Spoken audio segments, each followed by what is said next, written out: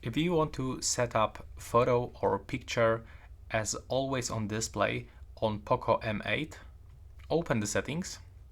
Now we have to go to the personalization, open always on display, make sure that you turn it on, scroll all the way down and select custom image.